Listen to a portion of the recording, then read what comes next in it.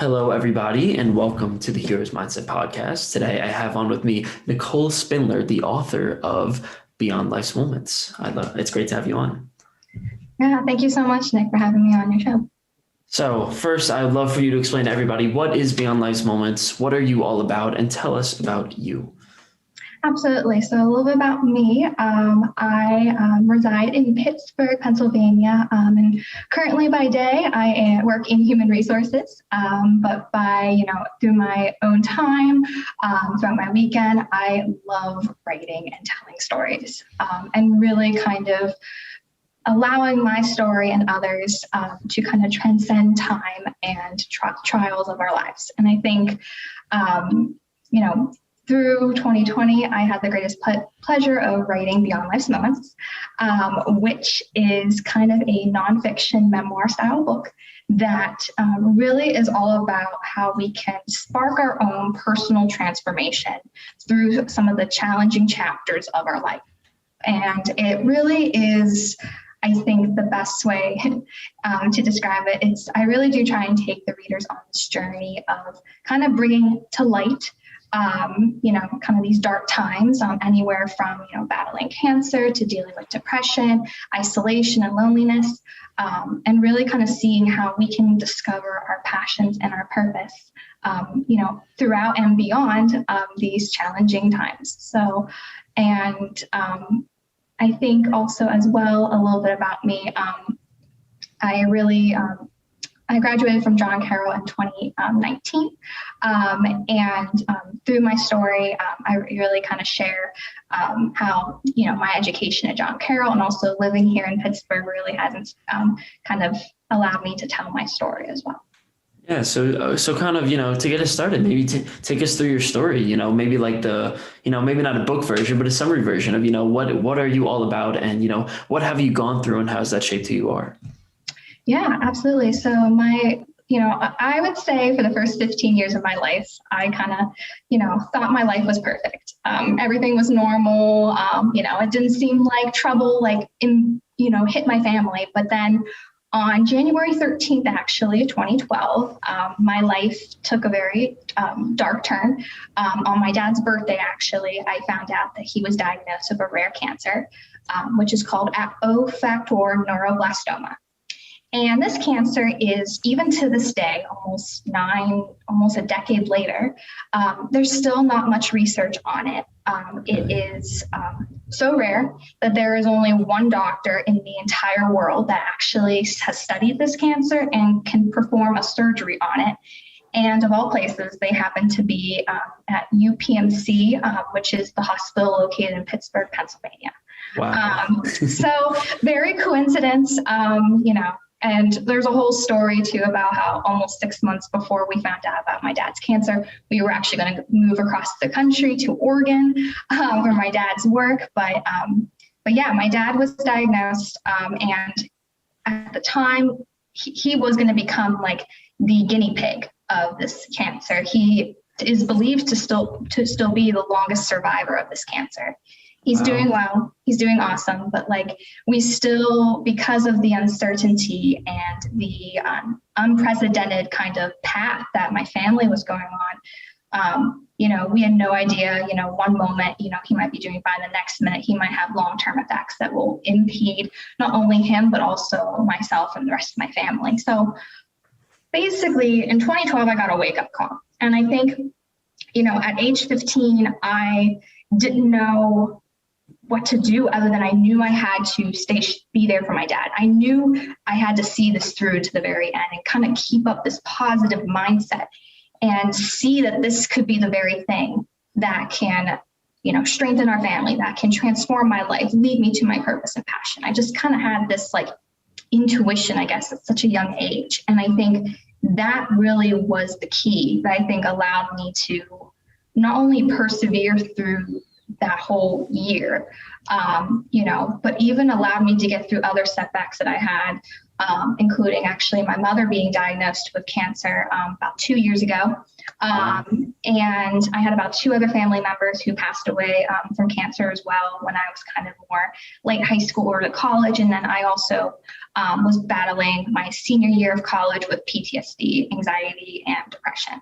I can So imagine. definitely kind of, yeah, like really, I mean, through that initial experience, I think, and also throughout the rest, it's just, I've always, even though it's so hard, because we have hardwired ourselves to perceive negative things and like gravitate towards negativity. Like it's so hard to break that, but yet even at my lowest of lows, like I knew like there's nowhere to go but up. Like I need to see this through until the end. So take us through. So you're 15 years old, right? So your dad is struggling with, he's diagnosed with pretty much, we'll say, a rare form of cancer that's like very, very unknown. You could say it's, you have no idea what's going to happen, which I can imagine is really tough. Explain what, I guess, how that affected you and also how that sort of affected your family. Yeah. So for me personally, I think it was, I think it was just this fork. Like I felt like just someone like threw a wrench into my entire life, and for good and bad reasons. And I think it was certainly a wake up call. And I realized, just how much precious time I have, with my family and even me. And I knew also as well that I had to kind of make sure that my dad was still proud of me and make sure that I could be the best that I could be. And I think, honestly, putting my energy towards my academics and the sports that I played, like lacrosse and field hockey, I mean, that really propelled me forward each day and gave me a purpose each day to stay strong for my dad. And I think it was also hard for me because the town that I grew up in, although it was very protective and a great community, it was kind of closed off like a bubble. You never heard people talk about like cancer or even people like, passing away. I don't know, like it just wasn't talked about. And I felt so isolated and alone. But over time, as I kind of worked through this with my family, I found out like a neighbor of mine was diagnosed with cancer several years ago, and I had a good lacrosse teammate that her mom was diagnosed when she was only 5. So it really kind of over time I began to heal by kind of actively kind of finding community and support, and finding the positive things that emerged beyond it. And as far as the rest of my family, I mean, my father was continuously resilient. I mean, my gosh, probably one of the bravest and strongest men I think I have ever known. And I think my mom, she definitely became kind of, wearing every single type of hat, from caregiver to mom to, a wife, but yet she was the rock of our family. Like she really, made sure at the end of the day, we had our talks, that my dad got everything that he needed. She really was the glue to our family. And my brother at the time, he was in college at Ohio State. Although he felt, he couldn't help us because he was so far away. And he felt like he didn't have a role per se in our family situation. He decided to give back indirectly by we're doing the For the Kids dance marathon at Ohio State.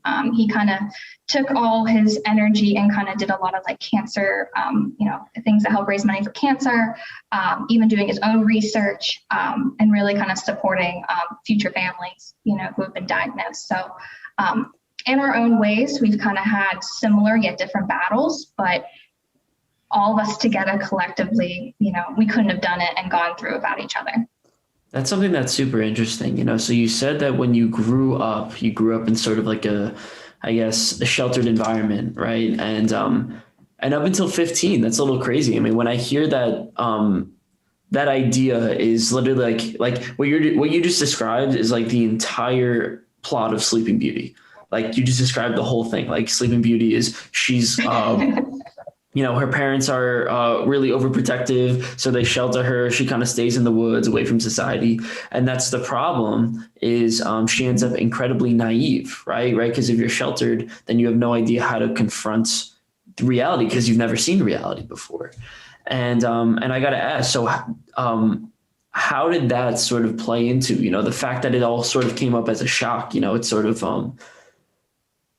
yeah, well, it came in as a tremendous shock, obviously. How did that affect you getting PTSD in the future?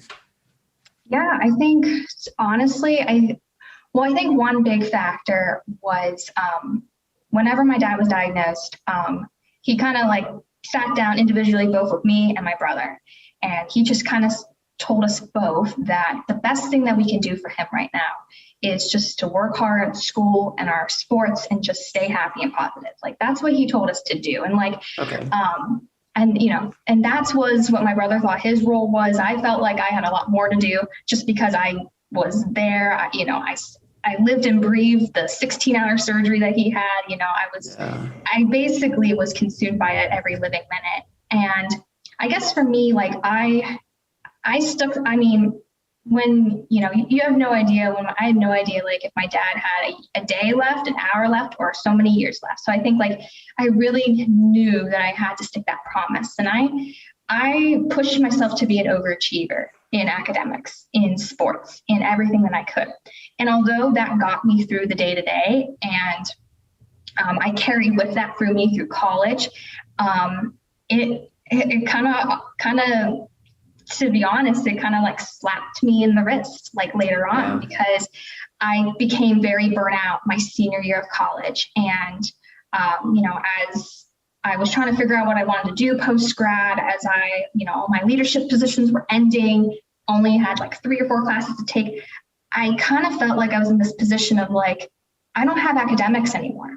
Like I've had it for like 8 years, and that's what I did with my dad, and I promised him. But I felt like I had no purpose. I felt like I had no reason to exist. And I was contemplating a lot of things, and I just fell in a really dark void of just uncertainty and questioning even like my own worth after so long. And to be honest too, even through the years, like although I've used writing a lot as a healing process for me. And so I have stacks on journals, all over the place. And I used writing in a lot of different ways, including through my book, as a healing mechanism to kind of talk through and recollect like what happened to me and my family. But yet, honestly, though, it wasn't really until like the last maybe year when I wrote this book that I finally came to terms with really how I felt and what I went through.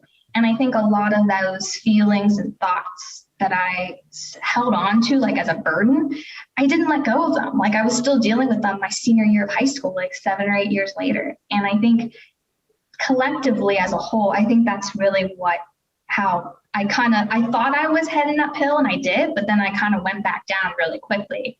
And I think that's, and I talk about that in my book, how I think that became, that was a very, not only a wake up call for me, but a huge turning point in my life in terms of personal and professionally as well.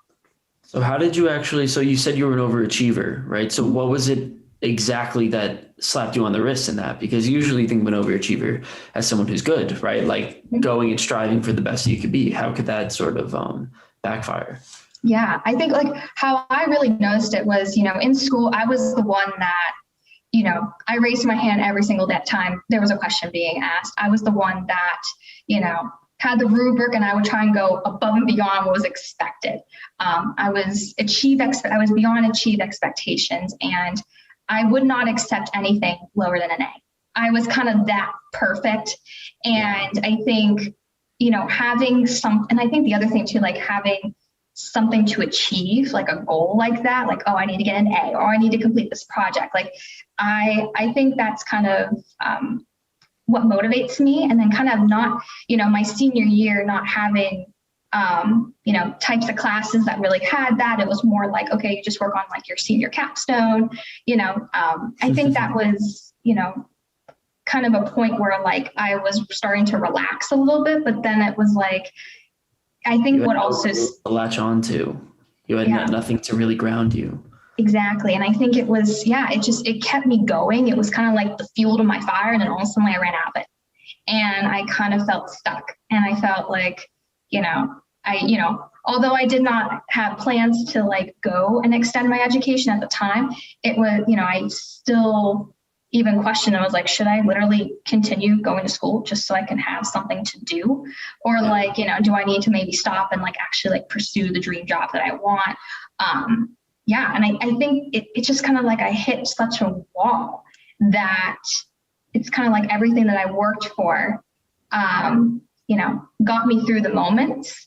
But then it was like, now I'm at this huge turning point in my life. Homework's not going to carry me through, kind of the next chapter of my life. The decisions that I make, the choices and how I perceive things, that's what's going to carry me forward.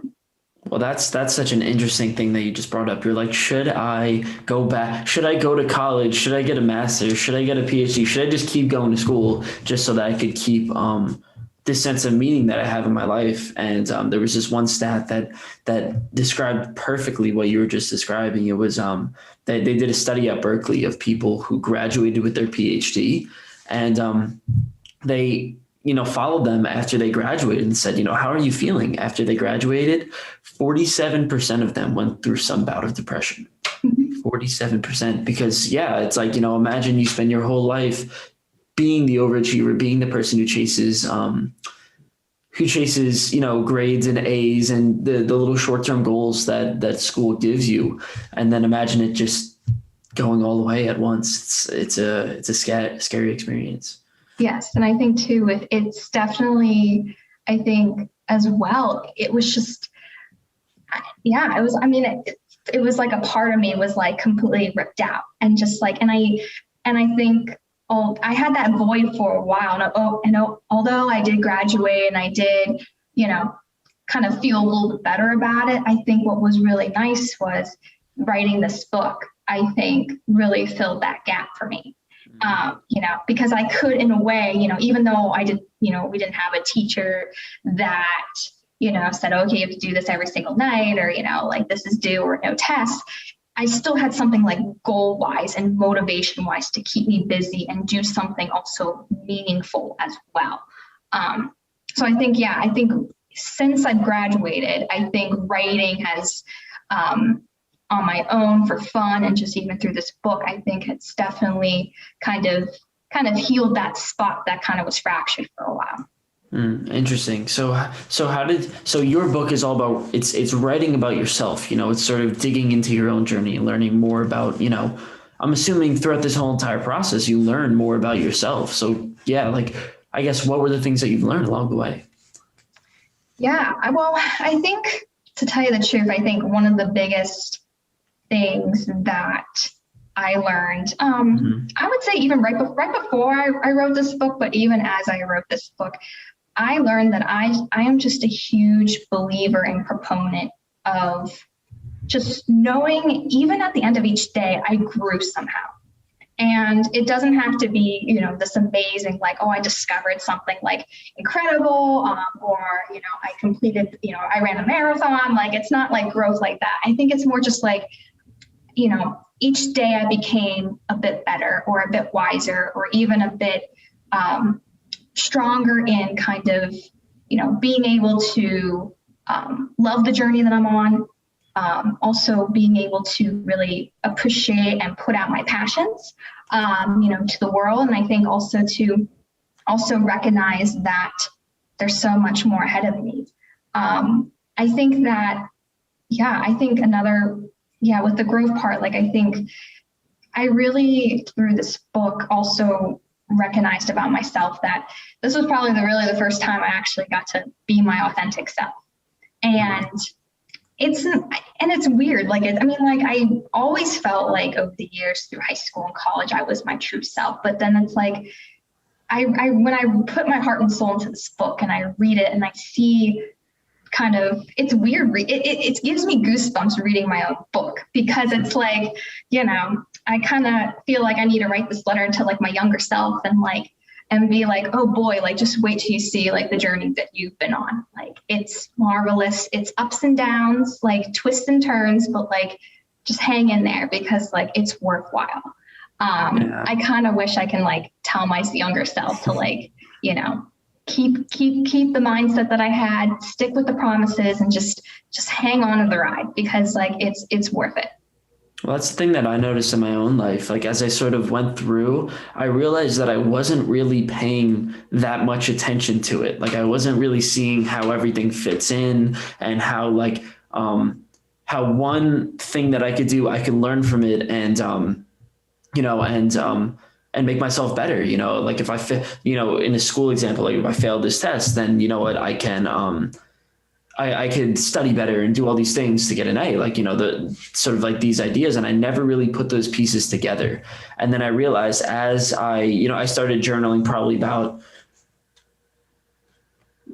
a little less than a year ago. And I realized that as I journal, I sort of put the pieces together. Like I look back into my life and realize, oh, this actually kind of fit in with that. And I find it so meaningful. That's kind of, journaling, the way I journaled actually really helped me come up with the lessons I talk about in my book. And like to your point, like it's weird because like sometimes when I journaled, mostly I do like a day by day, like log or something like that. And that's kind of what I did like during like my dad's like cancer journey.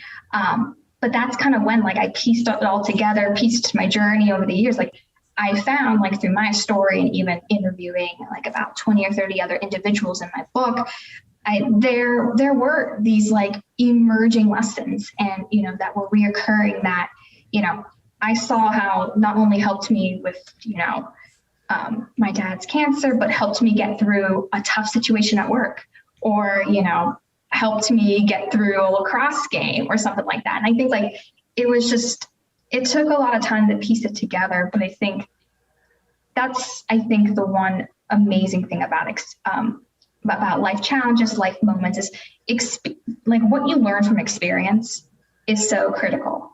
And I think that was also one of the huge wake up calls, like with the academics as well. It's like, I could sit in the classroom the rest of my life. I could, you know, I can learn, I can take notes and do homework, but like, I'm never going to gain that valuable experience unless I go out there. And I think and I feel like, you know, I learned just as much through my own challenges and ups and downs as I learned in the classroom or in my own work. And I think when you have that realization, it's like, it's almost like, why haven't I learned this like years ago? Like, why didn't I know about this? But yeah, it's incredible to see how, you know, being vulnerable, you know, to your parents or to a loved one can also be applied to when you're being vulnerable with your manager or like coworkers. It's a very powerful thing to see how the lessons in your personal life can be applicable in other aspects of your life. So describe when you're actually, you know, reflecting on these things, you know, when you're trying to understand, you know, what are these lessons that I did learn from experience through this journaling process? What exactly, you know, take us through essentially your daily routine of how you journal. So is it very structured or is it more of, you know, I'm just going to write and whatever comes to mind? Or, you know, do you journal in the morning and night? You know, what is sort of your routine? Journaling, I would say when I first started journaling, it was very much like I usually wrote at the end of the day. And it usually was a recap of everything that happened. And and I used that for quite a while actually. But then when I went off to college at John Carroll, that's when I kind of where my journaling evolved. And I kind of went from still kind of talking about or if there was like a really high point in my life I really wanted to remember or reflect upon, like I would write that down, remember it later. But most of my journaling was very spontaneous actually. It could be at 6 a.m. in the morning right when I woke up, or it could be, you know, literally in the middle of the night I wake up and be like, wait, I have a thought. And it sounds crazy, but it's like I think usually, like the journaling, it's usually ideas. I usually piece things together.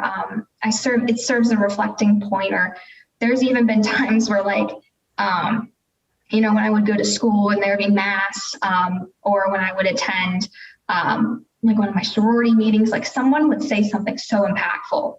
And I'm like, wait a minute, somebody needs to capture this moment. So like I would have my journal ready to go and like write it down. I think that's what I like about writing too. It's like it's writing has been, you know, it's not only been a hobby of mine, it's just been like, it's authentically a part of who I am at this point. You can't take the writing out of me anymore. But yeah, that's kind of how my journaling is. It's very, it just comes up and is very spontaneous. But I love that though, because it kind of, those moments happen in a blink and a flash, or somebody says something that like, tugs at your heart for a second, and you just kind of have to remember it, or remember that feeling. That's kind of why I always carry with me like a journal, like always, or a notepad, because I know like later I'm going to write about it. Yeah, I'm the same way. I mean, I'm taking notes as you're doing this, but I mean, I literally at all times in there, I always do have a journal, because I find that, inspiration doesn't wait for you to have a pen, a pencil and a pen, pencil and paper, but I also find, every day I have a set time to write and to do my journal. And I find that, I don't know if you do that, but it's incredibly, incredibly impactful, because what happens is I noticed that, like there was a point during this last break that I spent 2 days without journaling. And I realized that throughout that time, I didn't have any moments of creativity. I didn't have any moments of wonder. I just had moments where I just got lost in the routine, and I just, I was sort of living like an animal, you could say, or living like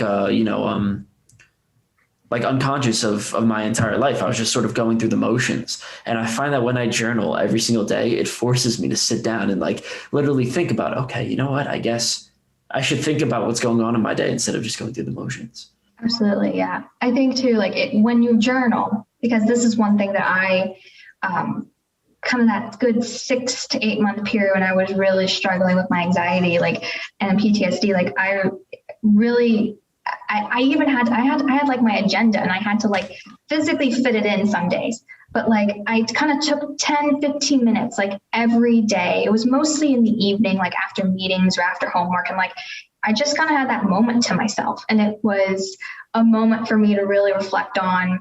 And I usually journaled it too, but it was always about, what am I grateful today for? Like what happened, like that made me, feel loved, that made me feel myself, like feel appreciated. Like I kind of wrote down all these positive things, and like seeing it like on paper, like seeing each day, everything that happened. I mean, that really got me to really recognize the positivity back in my life. But yeah, it's incredible. It's like when people tell you to do like, 20 minutes of exercise, a 10-minute meditation, 10 minutes of journaling, just quiet time to yourself. Like, yeah, it can mean the difference between like, how you start your day, how you end with it, and like your perspective kind of, through the moments. Yeah, no, I think it's really incredible. And you touched on something that's really, profound, like in the fact that you're saying, journaling and just reflecting on your experiences really helped you through, every single thing that you've gone through. And, in terms of being resilient. So I do want to sort of understand, your story and, we've already gone through like your story in terms of what happened to you. Now I want to see how you responded to it. Like what were the things that you sort of did to handle it? So, I mean, there's the traditional story of, being in a sheltered environment, and then you see the world for the first time, and it's pure, I guess, evilness. Is that a good way of saying it? Or the fact that, we deteriorate, like the fact that it's bad, like there are these evil sides to the world, and a lot of people crumble from that. So clearly you did not crumble. Your dad got cancer, and you were sheltered. And what was it that you did to sort of allow you to push through instead of, really crumbling? Yeah, I guess a good way to put it too, and how I talk about in my book, it's like I kind of shattered reality. It's like I burst out of that bubble. And although it was hard, I did it. And it was a very, I'm glad I did it, especially before college. And I guess for me, once I kind of broke out of that bubble, I think one thing that really ironically helped me and really got me through was, besides academics and, sports and just being and having a really strong community. I had a couple really close friends. I had my coaches and even some local family members who really were the backbone, to our support, and just making sure, both my mom and I, we're doing well at handling of things, and also making sure that my dad was getting to, every radiation appointment, all the surgeries that he had, he was, made sure that he was going to be okay. The one thing that really helped me was actually writing a book. I actually wrote a book before my book. And it was actually for a class that I took in high school. And, at the time, obviously I wasn't in the mood to write about it was a children's book class. So you had to write about lighthearted topics and stuff like that. But obviously I was not in the mood. Yeah, I was gonna say I can't write, that was all that was on my mind. People were writing about hidden worlds and closets and gardens. And I'm no, I can't write about this stuff right now. But my teacher really pushed me and really said, one thing that would really help me, it would be to write about, my dad's journey, but from a children's perspective. And that's what I did. I will tell you that was probably one of the hardest but most rewarding things I ever done. I think I remember I worked on it quietly through the night, because it was one of those things where it was I wanted to kind of keep it a surprise for my parents. But also when I was working on it, I had tears of joy and also I had tears of sadness, because it was I was writing about, what happened during the surgery, post-surgery, and it was kind of heartbreaking to relive those memories at first, but then I ended up smiling through it and even laughing at some points, because it was wow, look at this, look at how far we've come. And I remember after presenting it, I actually ended up giving it to my dad for Father's Day. Oh. And that was, I wanted to, it was not only a gift for him, just for the day, but I really thought that book would be, although it was only 10 pages long, I thought it would be a really great way to really tell my dad not only how scared I was, at the time going through this, but also recognizing how much I loved him, how proud I was to be his daughter, and also recognizing look how far we've come. And I think being able to read it to him and seeing his reaction, he still keeps it when I come visit. He still keeps it at his nightstand drawer, because he holds on to it to this day, because it was just, that was probably that, and there was another couple moments later on after that time, but that was the first moment where it was I knew just how much I've grown from that experience, and I knew that it was kind of it was just kind of I felt the burden, I felt everything just release and let go. And I think that was, there's a lot of transformative experiences over the years, but I think that one was truly the initial one. Yeah. I want to question you on that. So first of all, how old were you when you wrote that book? I was 15. You were 15? Going on 16. Yeah. So you did it as you were kind of going through the experience, right? I'm guessing that was 6 months after your dad received the diagnosis. It was about, let me think. So January he was diagnosed, and then February was the surgery. And then I wrote that book for my class in April. So it was only, it was very 3 or 4 months. And then I finally presented to him in June, Father's Day. Wow. I mean, that's so the thing that I'm a big psychoanalysis guy, and the way that you described it explained to me your entire journey, literally exactly what happened as you went through. You're saying that, you were somewhat naive as you went through the process, because obviously you were sheltered, and then you wrote about it from a children's perspective. And I mean, if we're to talk about the fact that you were 15 and you were sheltered, you were still a child at that point, right? You were still, or at least you had a child's mindset, because you were, you were sheltered, right? You had never seen the world. Mm-hmm. And it's almost as if, the fact that you were talking about it in such a profound way, it sort of feels like you were talking to yourself at the same time. As you were going through, you were sort of saying, hey, listen, you haven't had time to process this yet. Let me explain it to you in the simplest way possible so you can sort of understand it. Is that kind of how it was? No, yeah.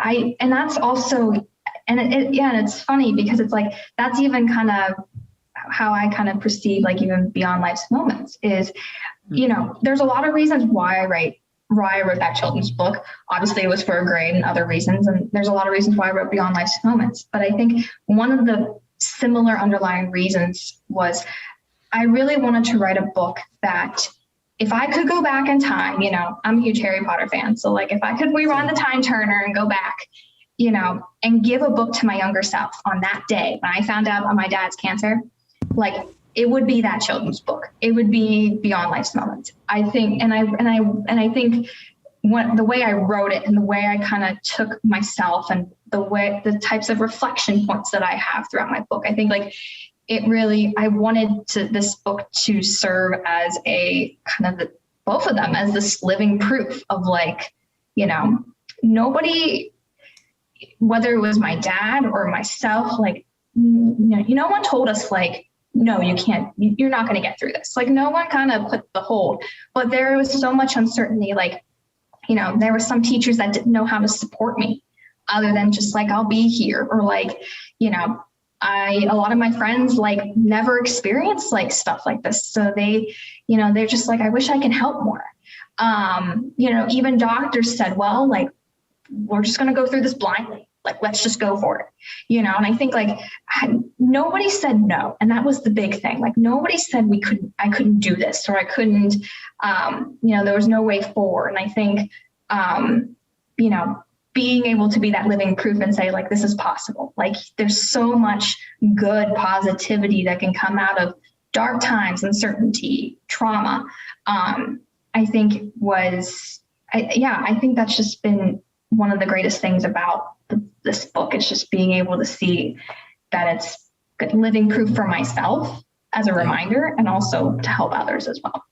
Well, it also seemed like, you were going through it blind, and it sounded like you weren't really prepared going through it. It's like, so all these things sort of hit you from left field and right field and all these places, and you really had no idea that it was coming. So when you say you want to give the book back to yourself, which one of the books would you want to give back to yourself as a kid? If you had to choose, would it be the children's book or Beyond Life's Moments?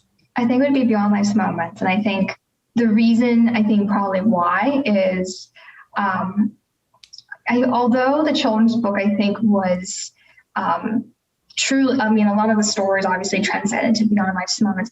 I think the big difference is I wrote it in a way, the way I kind of wrote the children's book is I kind of really complimented my dad more.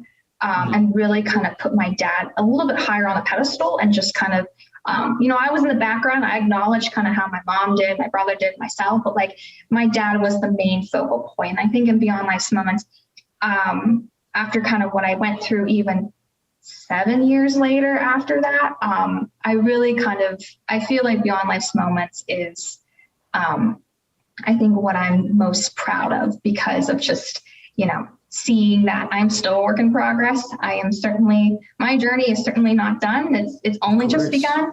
And I think being able to see how far I've come, I love the way Beyond Life's Moments has captured that. So I would say Beyond Life's Moments. Interesting. And then, I think it's really cool. I think it's really cool how you essentially just, figured out everything for yourself, sort of from the past, Let me see if I could explain that better. You recounted all your experiences and then put them together in a way that you would understand them. I think that's really cool. I do want to get into, so now you got through, when you were 15, 16, and then you said senior year sort of happened, and you had, anxiety, PTSD, and depression. And what was that sort of like? And also, how did you push through that? Yeah, so I was going to say, fast forwarding 6.5 years roughly later to senior year of college, there was a lot of repetition. I will tell you that. And that's no coincidence. That usually happens. But I think what I mean by the repetition is, so whenever I kind of found out that I had PTSD, had an anxiety attack, and then kind of went down this huge spiral of kind of depression. I kind of I felt like I was kind of teetered like on a seesaw and it felt like there were some moments where I was like, I have to stay positive. Like I can get through this, no problem. But then the negativity was like a heavy weight just dragging me down. And I think, and battling with that was very similar to kind of initially dealing with my dad's cancer. But I think what was kind of reflective is the same lessons that got me through my dad's cancer were the very things that I was revisiting my journals and kind of reading through those over the years to kind of help me get through my anxiety. I had my sorority sisters, my teachers, close friends, like they were kind of, without even knowing it, they were kind of telling me these things that were the lessons that I learned from my dad's cancer.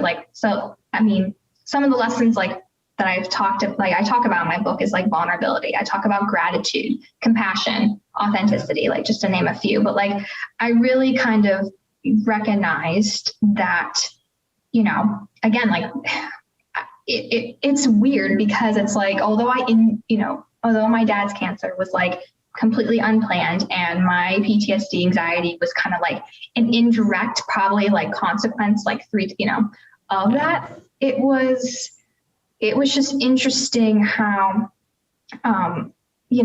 although we didn't put this burden on ourselves, the same building blocks, or these capabilities, I call them, they kind of reminded me and instilled in me that this is just a test. This is, you're meant to experience challenges in your life. And I knew since my dad's cancer, your life's not perfect, but, and that was a huge realization that I had is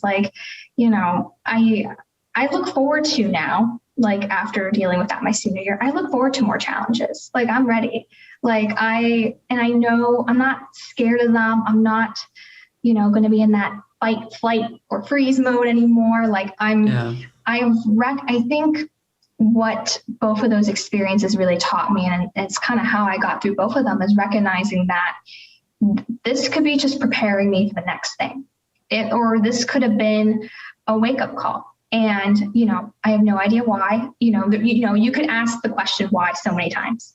It's the best and worst question you can ask yourself, because it can take you down a rabbit hole of so many what ifs and all that. But I think what both of those experiences really taught me is, setbacks, challenges can really give you, there's two things they can do.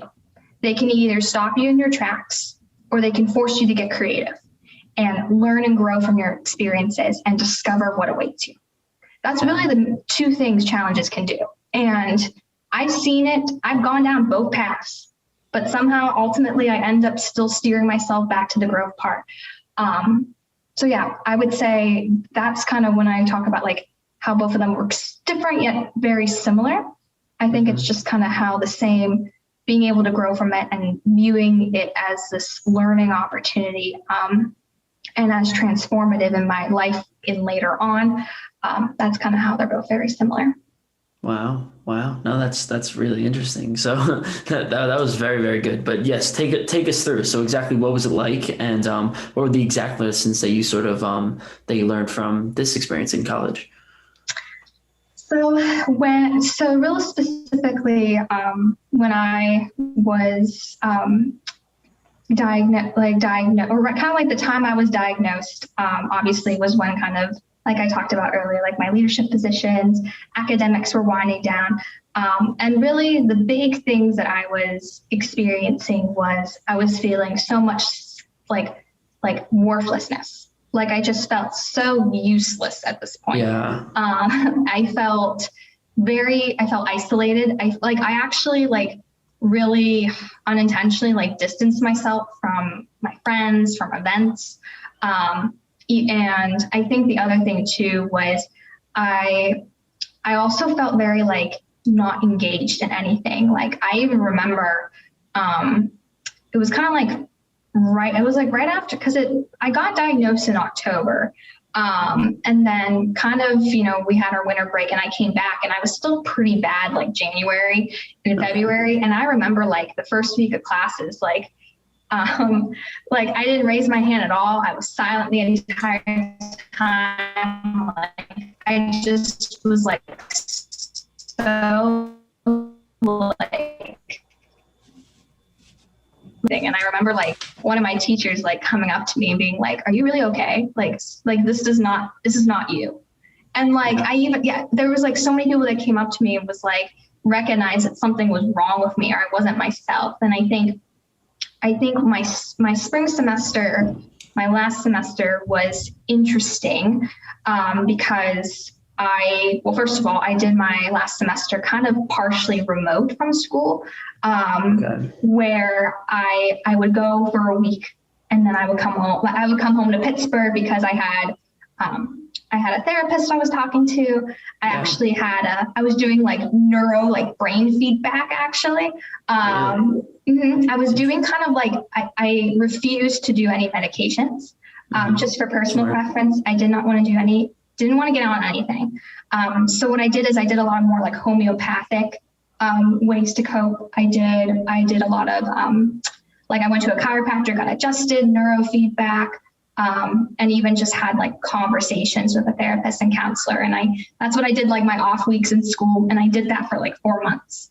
And I think that really got me to like kind of like a neutral level, right? Like it got me to the point where I could like at least be like, okay, I'm at least going to try and be like active in class, or, I might at least, attend a sorority event, like, sure.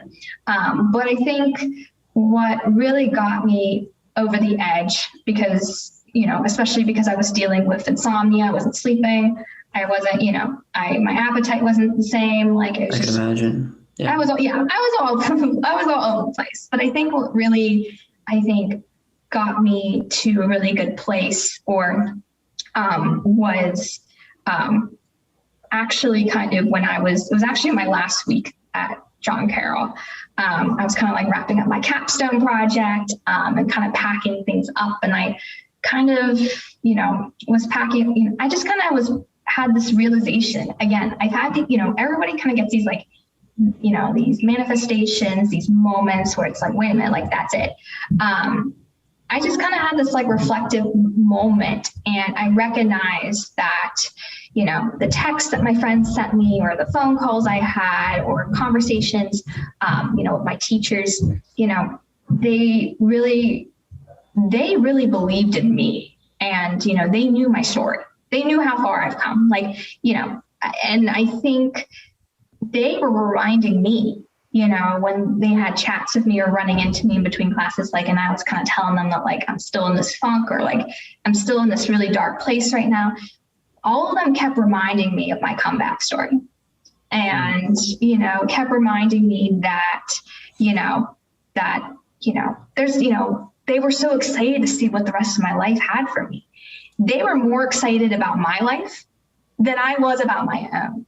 And I think like, realizing that and recognizing that, like, I literally was in my own way.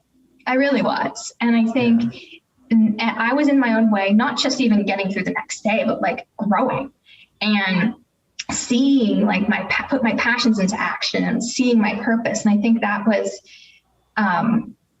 truly that was the like aha moment was, really realizing that, at the end of the day, I mean, you could have, so many people telling you can do this, but it's like, you have to believe it in yourself.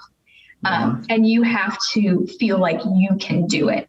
And I definitely think, I had to make sure that I was hopeful, and I, also really appreciated that. Yeah, this was definitely a bottom of the valley type of moment, but I love it just as much as the high points in my life, because, I think it truly has brought me to this moment, and I wouldn't change anything about it.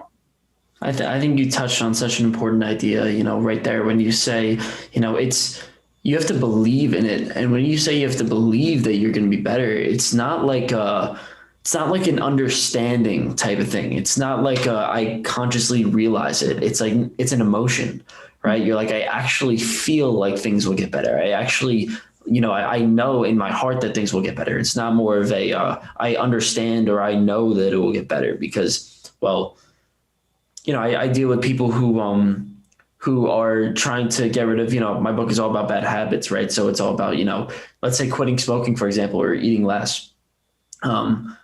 It's all about, everybody knows that they shouldn't be smoking, right? Everybody, like most of the people who smoke, I think it was like 70% say that they want to quit, but they just can't. It's more of a feeling. It's more of like, I feel like I need to do it. I feel like I could get better. I feel like I'm worth, I'm worth more than I am right now. And I think, that in of itself is such a powerful idea.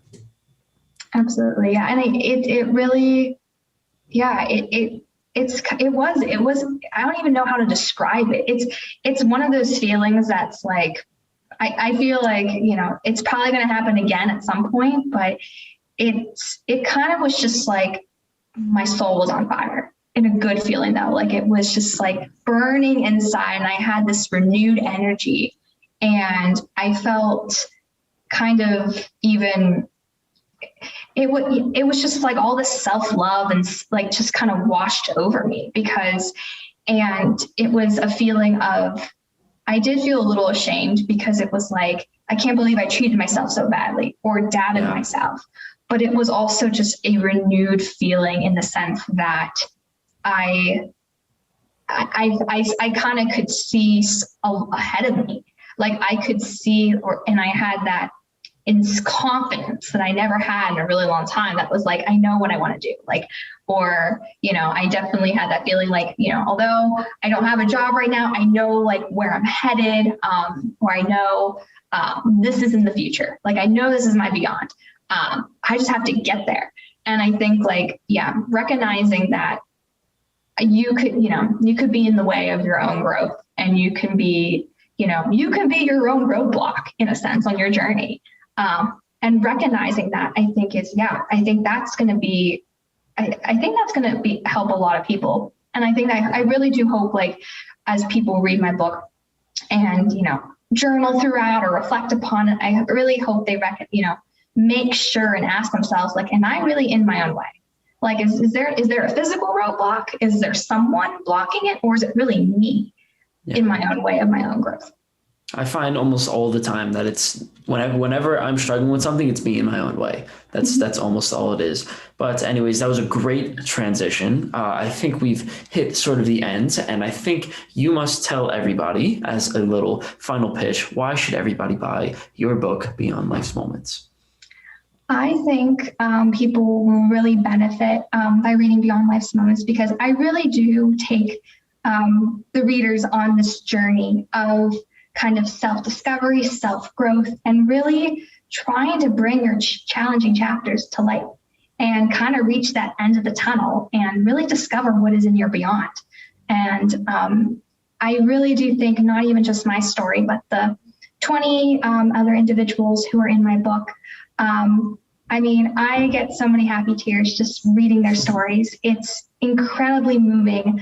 And I feel incredibly blessed not only to know these people, but to even call them inspirations in my life and true heroes in my book. And I think I really do hope when people read my book that they can really recognize that there's so much good already and so much things greater and better ahead of them. But all you have to do is just take that step forward and see this challenge as just the thing that's preparing you for what's yet to come.